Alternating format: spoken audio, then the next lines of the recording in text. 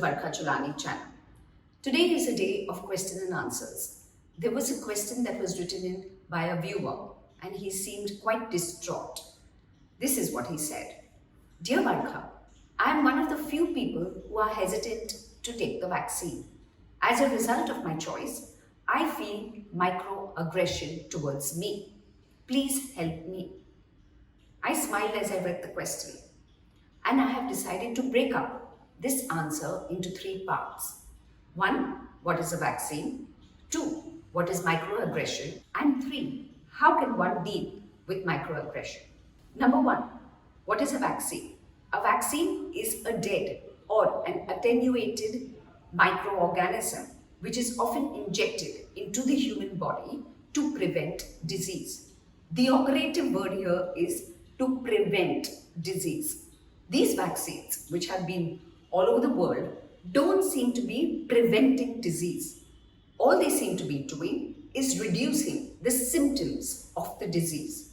Going further, since there is no prevention of disease, the assumption of this vaccine is it reduces the symptomatology if you were to contract COVID. So what has happened in the country and all over the world is actually a false sense of security is building amongst people who are being vaccinated. One, they erroneously believe that they can't contract COVID, which is not true. If they contract COVID, their symptoms will definitely be much more manageable. And 2, just because they've taken the vaccine, they will not be able to transmit COVID, which is also not true, because if I can contract it, I can also transmit it. I want you to understand this so that you are at ease with yourself when people bombard you with a philosophy that you are being a contrarian. Now come to number 2. What is a microaggression? A microaggression is a subtle, sometimes unintentional action or behavior pattern towards a marginalized race or group. I'll give you an example. In the Western world, more often than not, when people see a black man approaching them, they avoid them by crossing the road, by distracting themselves, or by doing something which is very, very evident of their discomfort. So, this would be considered a microaggression to a man of color. Now, you need to ask yourself that do you believe that because you're one of those rare humans who are not yet deciding to take the vaccine, that a similar sort of avoidance is happening to you? Or is this simply a perceived microaggression? Because many times microaggressions are often projections. When I perceive a microaggression being targeted at me, I may often project my own insecurities to the other and see things which may not necessarily be true. Now 3, let's understand how to cope with the microaggression.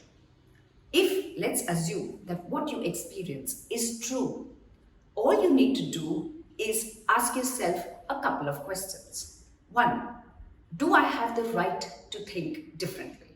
Do I have a right as a person to be a contrarian?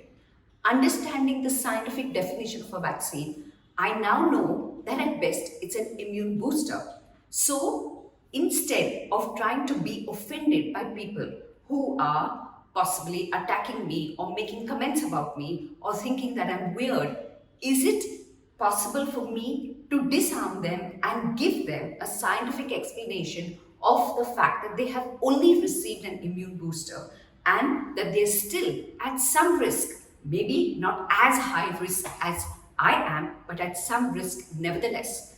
And if I am ready to face the risks that I will endure, if God forbid COVID were to be affecting me, I will deal with the consequences of whatever those risks are. Maybe the next time you go somewhere, voluntarily tell people that you haven't taken the vaccine. Explain the scientific definition of a vaccine. Explain why you believe that at this moment you may want to defer it. Yes, I know, it's extremely difficult at times when much of the majority of the population are making choices which are very, very different to the way maybe you are thinking. But at the end of the day, remember, all choices have their consequences, and one has to be empowered enough to face the consequences should they arise when we make different calls about what we want to inject or not inject in this case. into our respective bodies. Stay well, stay safe, and take care. And I do hope that my answers have given you a different perspective on how to look at yourself as a contrarian. And who knows, maybe with this ideation clear in your head, you won't feel that marginalized. Till next week, it's goodbye and thank you. Please do tune in again next Friday and feel free to write to me at varkhachulani.com.